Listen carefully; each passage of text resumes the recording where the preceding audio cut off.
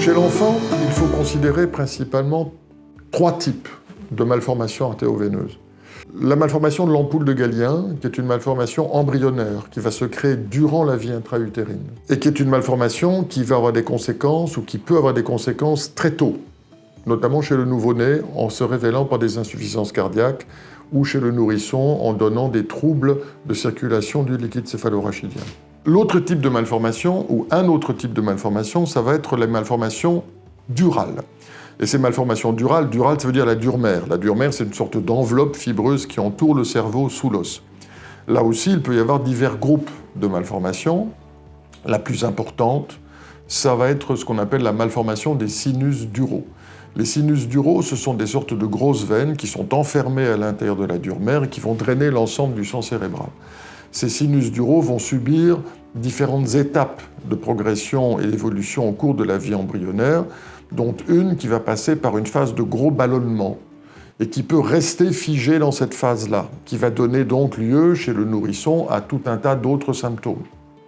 Et puis vous avez la malformation artéroveineuse cérébrale, qui va atteindre des vaisseaux cérébraux, artériels et veineux, directement chassés à l'intérieur même du cerveau et qui peut avoir des conséquences directes à ce moment-là sur le cerveau, avec, en fonction de l'âge de l'enfant, des épilepsies, des hémorragies, des déficits neurologiques progressifs, etc. Là aussi, en fonction des groupes d'âge, nouveau-né, nourrisson, enfant, adolescent, les symptômes cliniques peuvent être différents. Chez le nouveau-né, il peut y avoir la manifestation la plus sévère, la plus grave, qui va être l'insuffisance cardiaque. Et on la comprend parce qu'en fait, il y a une communication anormale entre artères et des veines, donc l'ensemble de ce sang va tomber, en quelque sorte, au niveau cardiaque, un cœur de nouveau-né qui n'est pas au maximum de ses capacités de résistance et qui peut très rapidement décompenser. Chez le nourrisson, on va rentrer dans une autre catégorie qui va être celle de la circulation du liquide céphalorachidien. Le liquide céphalorachidien, c'est ce liquide dans lequel baigne le cerveau et qui va quelque part le nourrir. Ce liquide a des voies d'écoulement. Et en fonction justement du moment et du type de malformation, il peut y avoir des obstacles à l'écoulement ou une non-résorption de ces liquides céphalorachidien. Je vous dis, le liquide, il est sécrété, il va être résorbé. À partir du moment où il y a quelque chose qui peut se passer sur la résorption, le liquide céphalorachidien s'accumule à l'intérieur de la boîte crânienne, s'accumule à l'intérieur du cerveau et peut donner ce qu'on appellera à ce moment-là des troubles hydrodynamiques, qui montrent bien le trop-plein, qui expriment bien le trop-plein d'eau, en quelque sorte, qui existe au niveau de la boîte crânienne, avec d'autres types de symptômes qui peuvent être des hydrocéphalies, des dilatations de la boîte crânienne, des macrocranies, etc. Passé cet obstacle-là, passé ce phénomène-là, vous rentrez dans la catégorie de l'enfant ou de l'adolescent, et là on a encore une fois d'autres types de symptômes qui peuvent être à ce moment-là des conséquences tardives de tous les phénomènes que je vous ai décrits, avec notamment des crises d'épilepsie, des déficits neurologiques, voire des hémorragies. Mais tout ça va dépendre là aussi du type de malformation. Une malformation de l'ampoule de Gallien chez le tout petit ne va jamais saigner, une malformation artéroveineuse cérébrale chez le plus grand peut saigner. Donc là aussi, il va falloir mettre en parallèle, si vous voulez, et confronter le symptôme, la maladie, l'âge de l'enfant. Et c'est à ce moment-là qu'on va comprendre justement ce qu'on appellera la physiopathologie et les conséquences cliniques de chaque malformation.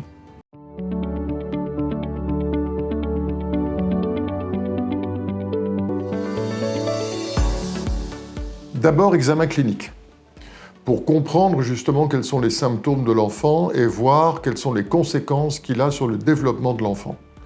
Ensuite, en termes d'examen paraclinique, donc examen radiologique, préférentiellement, c'est l'IRM, l'imagerie par résonance magnétique, qui va donner plusieurs renseignements à la fois sur la vascularisation et surtout sur l'état du cerveau, et qui va nous permettre là aussi de définir si déjà il y a des atteintes cérébrales qui sont réversibles ou irréversibles, et de prédire effectivement également quelles vont être les conséquences potentielles du traitement que l'on va pouvoir proposer à ces enfants.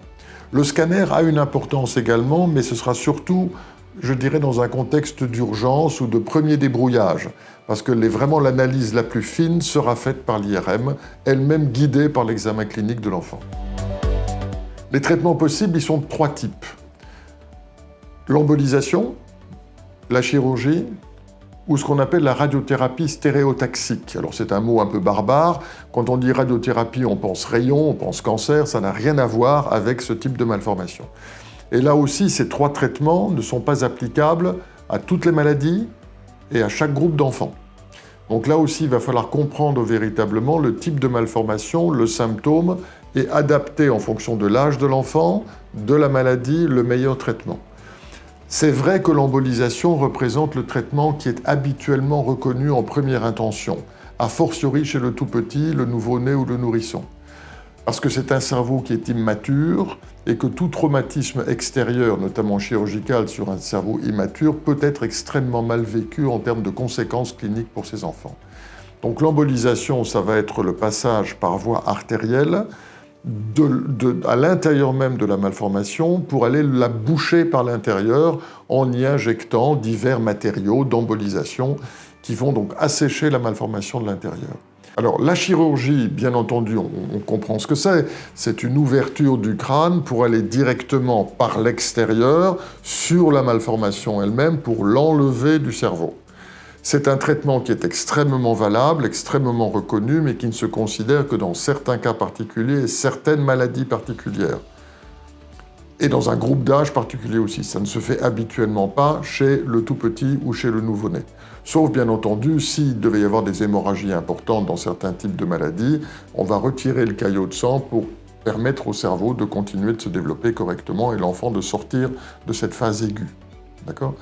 La radiothérapie stéréotaxique, comme je vous le disais, ça n'a rien à voir avec des rayons habituels. C'est un rayon qui va être concentré, focalisé exclusivement sur le noyau malformatif vasculaire et qui ne va brûler en quelque sorte que ces vaisseaux pathologiques en respectant tout l'environnement. D'où l'importance d'avoir des cibles qui sont extrêmement réduites et d'où l'importance d'avoir également un cerveau qui a déjà mûri, maturé, de façon à éviter tout effet délétère sur l'environnement. C'est la raison pour laquelle on ne fait jamais ce type de radiothérapie chez le tout-petit, mais sur des enfants plus évolués, plus grands, voire les adolescents, et surtout dans certains types de maladies. Ça n'est pas applicable à tous les cas.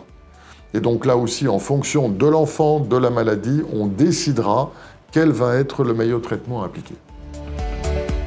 Alors, la surveillance, elle va être double.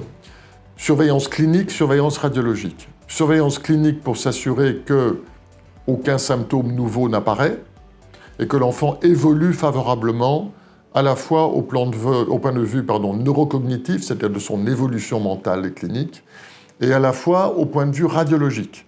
C'est-à-dire qu'on va programmer également, et ce jusqu'à la maturité de l'enfant, des contrôles IRM réguliers, pas annuels, mais ponctuels, qui vont être dictés également par la clinique de l'enfant pour voir justement si tout reste parfaitement stable au point de vue cérébral, qu'il n'y a plus de malformation ou que le reliquat éventuel n'évolue pas non plus, et s'assurer de la maturité cérébrale normale et de la maturation cérébrale normale.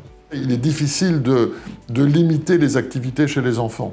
Donc il faut, à mon sens, qu'ils continuent de vivre le plus normalement possible, avec justement ces surveillances cliniques régulières par pédiatres, neuropédiatres, neuroradiologues qui l'ont pris en charge pour s'assurer que tout va bien.